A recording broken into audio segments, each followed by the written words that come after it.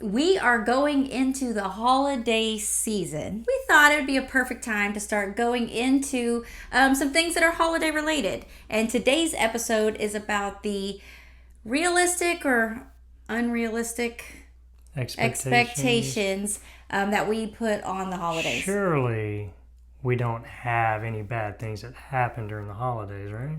Holidays are rainbows and butterflies. So I say high expectations, but we're talking about real expectations. But I think the high expectations is kind of what can flow in and suck the joy out of the holidays, right? Yeah, especially I think women probably feel this, you tell me if I'm wrong, but women feel this a little bit more because maybe we have like a Hallmark movie kind of syndrome going on. Well, that's probably because you binge Hallmark movies all the time during the holidays. It could be because I binge Hallmark movies all the time during Now, I laugh the holidays. because I enjoy a good Hallmark movie too. So. And really, Hallmark movies are so filled with conflict, but for some reason in our head, we have this expectation of what we want the holidays to look like. Or maybe we're trying to recreate something that we had from our childhood for our kids. And that's just not the case when you're in a blended family. It's just not that easy. Or maybe you didn't have that during the holidays for your family. And so you're wanting that to be a positive memories that they have. But yet there's just so many different factors that go into it. Yeah, it's kind of like the Barbie doll tragedy, right? To where the Barbie doll comes out. Where you're going with this? No idea. It started off so good, but no, you know how it was the big controversy of the Barbie doll, and then all the women had these expectations of this is how a woman should look. Oh, like the ideal figure. Right, so the ideal figure and the ideal everything, and then you find most women are beating themselves up because they can't be this. Then all the ones that are trying to keep it, and there's just all this added pressure that comes to it. And I think we can have that Barbie doll syndrome with our families. We can have this leave it to Beaver or Brady Bunch mentality when really that's not reality, right? Yeah, and I didn't really realize that I wasn't alone in this. I wrote a blog post a while back, and it was one of the most well-received blog posts of ladies saying me too, and a lot of them coming from blended families, but they weren't all blended families. Just as a culture, we try to cram so much into so little time that we don't actually take the time to enjoy the holiday. And then when you throw in the blended family mix on top of that, and so you're trying to, like, you have half the time sometimes to put all the things you want to do for your family in this short period of time. And then there's the back and forth with the kids. And then you come after the holiday, like maybe, let's say, because I have like a little blues, which I was listening to something. It's actually like the holiday blues. There's like a statistic. It's called like Blue Monday or something. The Monday after Christmas. Did you ever know that was a thing? The Monday after Christmas? The Monday after Christmas. No, I thought you were going Blues Clues. I was saying Blues Clues, Blues Clues. No, that's kind of what. That's where my mind went. No. So there's Monday Blues. Monday Blues is a real deal that comes like. I've always heard that as far as, just Monday Blues being period. After a weekend, then, Monday you're having to go do a job you don't like or whatnot. And it's always, I just want to live for the weekend type mentality. No, I mean, like, there's a thing. I didn't look into it. I was listening to an audiobook and she said that. And I was like, But it's like this down, like almost a depression on the Monday after Christmas. And I feel like that usually the day after Christmas is because I had so many expectations for what it was going to be. And then Christmas comes and then it's over. And if I miss the mark, or my kids miss the mark, or you miss the mark, which you give really good Christmas gifts to me. So not in that. I'm glad you said that. Yes. It's a really good gift giver. Nice. Thank you. Not that it's about the gift, but you're just really good at it. Oh. Well. But it's just like then that day is over, and I feel like I have to wait all the way till the following year to get a do-over, and then next year I'm going to do it right, but then I fall into the same trap. Yeah. And it's a trap. We can set these expectations up and I kind of look at it through a financial standpoint, right? So it's like, you're trying to get, you have the real expectation, which is made up of factors that we can control and factors we can't control, and then that gives you the real expectation.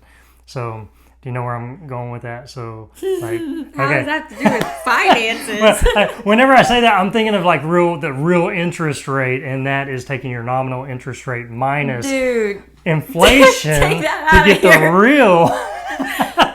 Take But that's kind of like what we're doing But with. nobody knows what you're talking about. Nobody.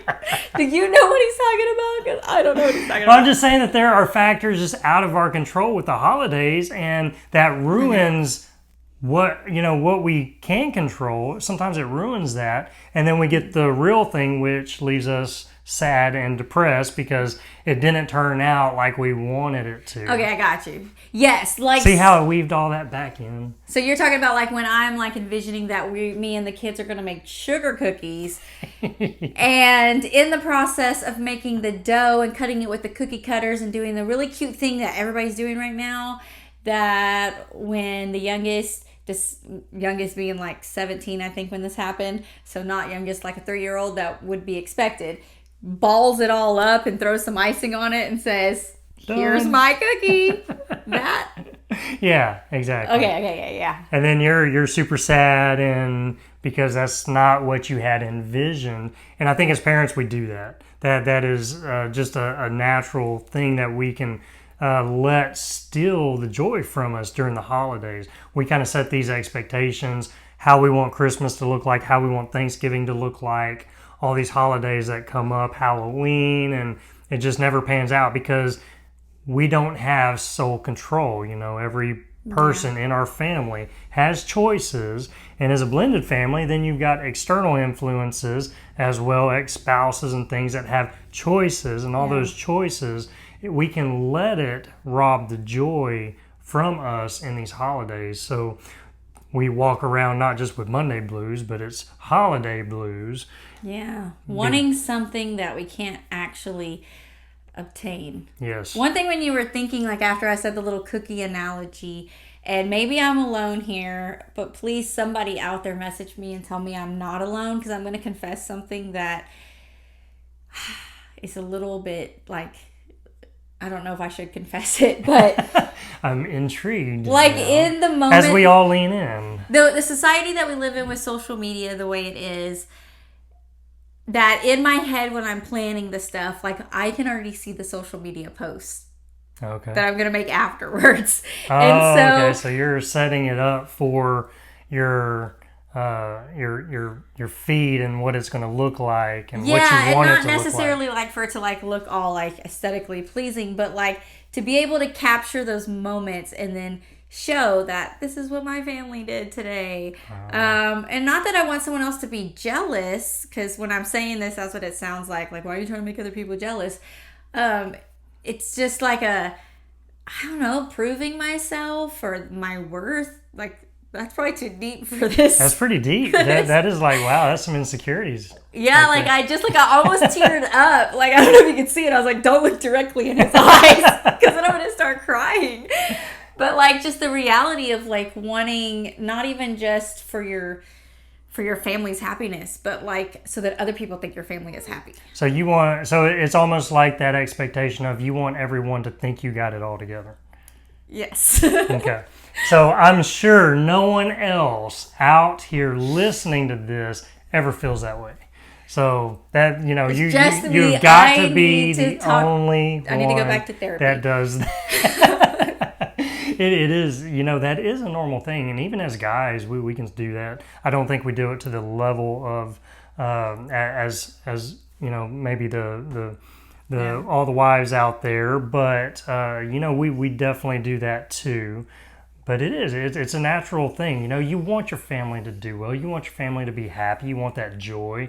And, I think that's the heart of it. And whenever it's not, it will steal the happiness from the holidays, to where now, instead of looking forward to that Christmas morning or Thanksgiving when your family is all together, now you're sitting there dreading it, or you're just sad and feeling kind of left out or isolated or whatnot because it didn't hit this mark. And I think that is definitely our culture in where we're at in a society that we have such high goals and expectations. And so how do we get over that? What are some of the things that we have done? Yeah, I think acknowledging it first is probably key. Because I remember, like, when I wrote that blog post, the thing that had stirred all of that up is because we had a Thanksgiving planned, and I wanted the kids to be here, and they didn't show up on time. And, like, I had this envision of what I was already going to post for the blog post and how, I just made it work, like, in our family. And then it didn't, and I had no pictures to show from, and the ones I did have were like really crappy, like everybody was on their phone. And I was just sitting there. I remember sitting there in that moment on my phone, and the kids were on their phone thinking, this is not what I want. This is not what I want. And so when I wrote about the fact that what I envisioned, like those high expectations, were stealing that joy from me because I had such high expectations, it resonated with people. But that was me. I think that was step one, is acknowledging, like, what am I doing? Like, the kids didn't even know like what I was expecting because I didn't tell them what I wanted. I didn't ask them what they wanted. We were kind of just going through the motions, I guess.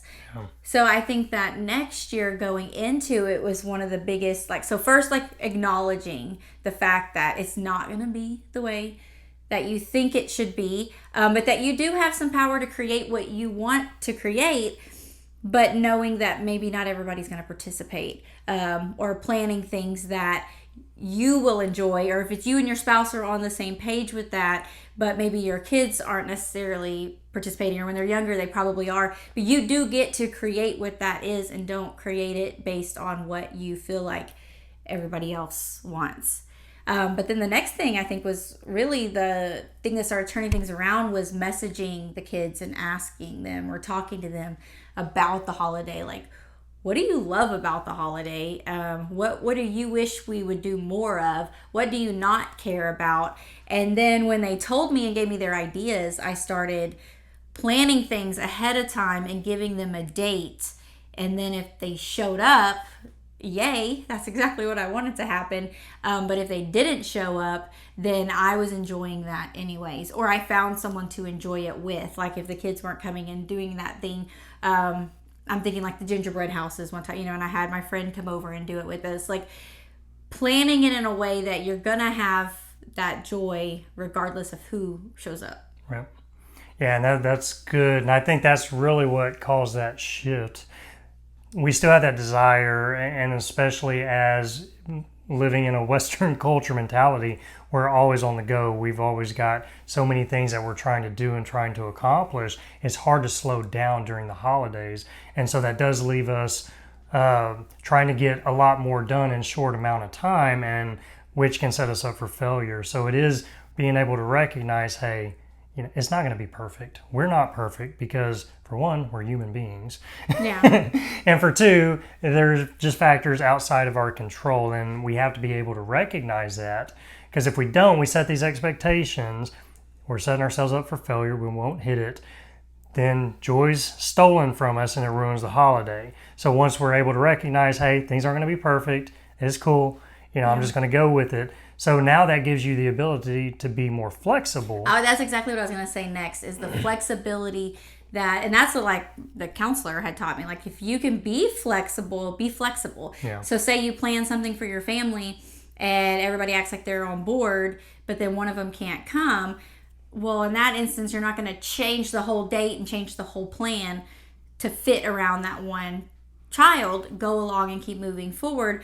But if it's something that you can be flexible in, so maybe I did plan just for instance, like you're planning a gingerbread making night, whatever, with your family, or maybe one of your kids in particular, because that's what she said she was into. Have you heard? The Enjoying the Holiday Challenge is back. Last year, I said enough is enough with all the rushed hustle and bustle that comes with the holiday, and I wanted to do something that changed, a slowed down time and allowed me to enjoy and be present with my family during the holidays. So I decided to throw out all of the expectations I had and slow down our schedule, and I invited some friends to join me, and I want you to join us this year too. And it's really exciting because we're using this book called Bring Back the Merry, 25 Days of Great Joy for Christmas by Candace Cameron Bure, and I cannot wait to see what God does during this time. This challenge is not about doing more, fitting more into our schedule or making things bigger and better. This challenge is about doing more of what matters, which is slowing down and in being present and enjoying our time with our family. So if the holidays have been leaving you feeling like I did with these unrealistic expectations or packed out schedules, I want you to join me. Click the link in the show notes and get signed up today. Now back to the episode. And then it turns out that she got a better offer somewhere else, or she didn't show up one time. And this is true story stuff that I'm not even going to tell you actually the true story, because out of respect for her, maybe, I don't know. You know the true story, right? Yeah, it's definitely respect out of her. Maybe in a private episode somewhere one day, or maybe when she's on, maybe I can interview her, and her and I can talk about it when it's okay. But just knowing, like, okay, if they're not going to show up on the day, something happened, they didn't come home when they were supposed to, shifting it and doing it the next day, like not forcing it, like, well, this is what I was going to do, and my whole thing was planned to do with her, and if she doesn't show up, not having to still do it right then, but being willing to wait until the next day and be flexible with that time. Well, that's so key to blended families, is just being flexible during the holidays. So with all the outside influences that we do have, the more we relax and sit back, the more we can enjoy it. And we know when things don't happen the way we would like, then we're okay and we keep moving and things are going to be all right. It's still going to be a great holiday. You're going to spend time with those who are right there with you in that time, in that moment, and it's going to be great. So yeah, just being able to be flexible. And then too, you had brought up that asking them. And this was huge because we can add so many things to the holidays that it becomes so overloaded, so overstressed, that you're trying to do all of this in a short amount of time. No one has fun. And it robs that joy out of us in that case too. So whenever we took this approach of saying, okay, take Christmas for instance, what's your favorite thing about Christmas? You know, besides the presents and all that, what's your favorite thing to do? And one would be, going and looking at Christmas lights. We really like doing all that. of our kids said that. We love going to look at Christmas lights. Yeah, and so whenever you pull one thing that they totally enjoy, and however many kids you have, that's how, you go and ask each one, and then you ask each other that, what's your fondest memory? And it might be, well, whenever I make this food, or or whatever. Maybe it's a food item that just really sticks with you because that reminds you of growing up or something like that. But you take each one of your family members and you take that one thing that reminds them of that holiday or that they thoroughly enjoy, and you make sure you at least do that. Yeah. So that's make time for that. That's a powerful thing, and then everything else can go to the wayside if it has to. But you at least try to accomplish those things because that's what really matters. Sometimes I think we have those expectations of we think they want this, and so we try to overachieve. Yeah, like when you were saying that about the food, it reminded me just like at Thanksgiving time, like if you're the one, like you're throwing Thanksgiving at your house and you're making all the food, like even say just for your family, you're not having a lot of people over. And these are just traditional Thanksgiving meals that you think of when you think of Thanksgiving. And so you go and you're busting your butt to cook all of these things, and then nobody eats that one dish, whatever. And then you're like, why didn't anybody eat it? Like, the time and energy and money that went into making it, and nobody actually likes it. You just make it because that's what is traditionally made on Thanksgiving. It's kind of like with the cranberry, but I think nobody ever eats the cranberries. I You was always gonna throw say them the away. cranberry, but somebody in our family likes the cranberry because I didn't have it one year. Riley likes the cranberry. I'll eat them if they're there. But yeah, so there are certain staples that you might like or you might want, and that's kind of the cool thing. I remember the one Thanksgiving that we had the whole Thanksgiving meal and we forgot the deviled eggs. It was like, oh no, I thought you were making them. No, I thought you were making them, and we had a Thanksgiving without deviled eggs. That was the one Thanksgiving that I'm referring to, that I was sitting there like in my sorrows. And one of the things is I was going to be so intentional about it that I made a whole. Well, I was actually trying to trickery. I was trying to manipulate the family to want to be there and be there on time. Because she has no issues. We're perfect. Yeah. I say it a lot now, like, because when I realized a lot of the things I was doing was manipulation in a way, like, and not in a horrible way, but I would do things to try to coerce them to do what I thought they should do. So this particular Thanksgiving that I had wrote the blog post and everything, I had made out a menu and I probably heard this on somewhere else and they gave me the idea, but I assigned everyone a job on what they were going to cook. And so I was going to divvy out these jobs, and I divvied out some jobs. And so some things I forgot about, like the deviled eggs. And so nobody got deviled eggs. And then some of the things I forgot to tell those people they were in charge of it. And so it didn't happen. And then others that I did tell, but they just didn't really take it serious because they'd never had to do anything like that before. So they didn't show up for 3 hours after Thanksgiving. And so I just had to make those things myself, or it just went without. So just... It was a learning process, right? It was. That Thanksgiving taught me a lot about enjoying the moment and enjoying the holidays, and really made me start questioning it, which has brought me to the point where I'm trying to be very intentional with those holidays now. And that's what brought me to the point of trying to take things out. Like, you don't have to do everything. Like, nobody... Especially when you ask your kids these questions, what do you actually like? And you realize that nobody wants to make the gingerbread house. Don't make the gingerbread house. It's not that important. No, there's no reason to do that. Like, or whatever it is that you do in your family that you think, okay, everybody likes this.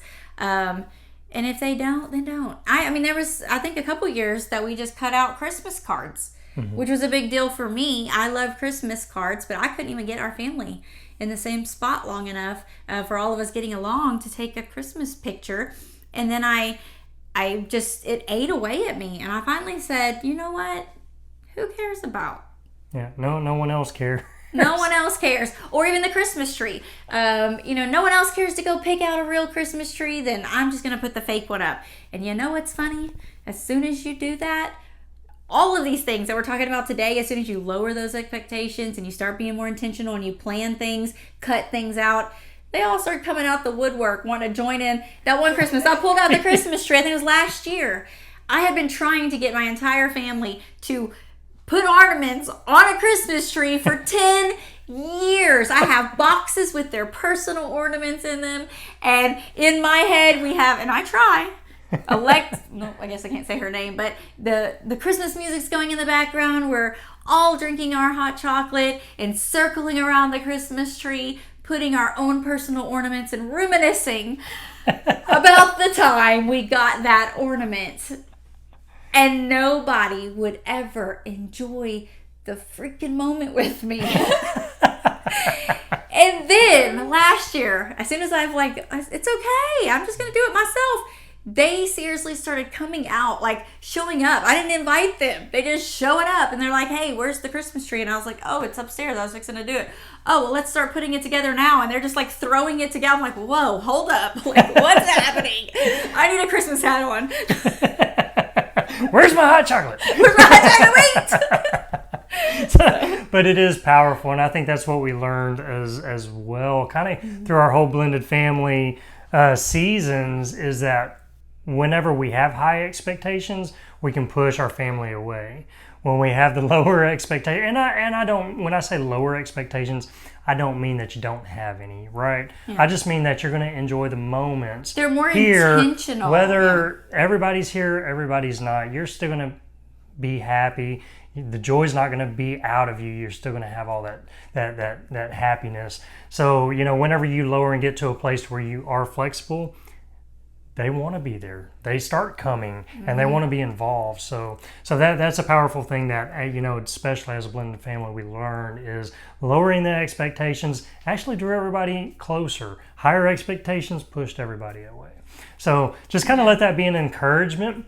Maybe you're in that same state that once the holidays start arriving, you start getting all frantic and start getting all crazy and have these pictures in your head of what's got to take place, what has to be done.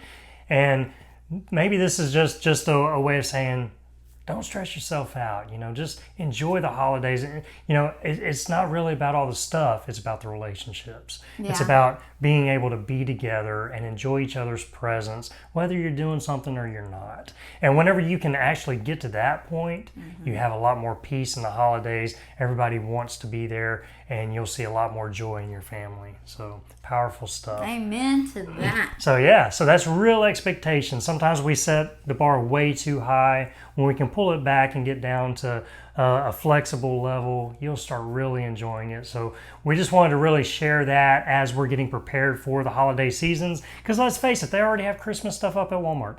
So that's crazy. You know, Hobby Lobby, I think they had Christmas stuff up, and it is just starting I think October. They start like in September. So it's what in the world? So, you know, and I know the psychology behind it. They're trying to get you into the buying mood and stuff like that. But it's like, come on, wait at least another month. But then it's too late. There's going to be this is going to be part one. We've got a few more topics in the weeks to come because there are so many things that can suck the joy out of the holidays. So we really want to refocus. That way we're all enjoying our families this year in a new way, new level, having a lot of peace and having a lot of fun. So listen, we love you. We will see you on the next one. Later. Hey, thanks for joining us today for another episode of Enjoying Your Blended Family. All the links we've talked about today, they're in the show notes below. If you've enjoyed listening, be sure to subscribe below. It's free and it lets you know when we have another episode for you to listen to. And if you want to help us out, leave us a rating and review so that we can keep reaching more people. Until next time, remember to enjoy the moment.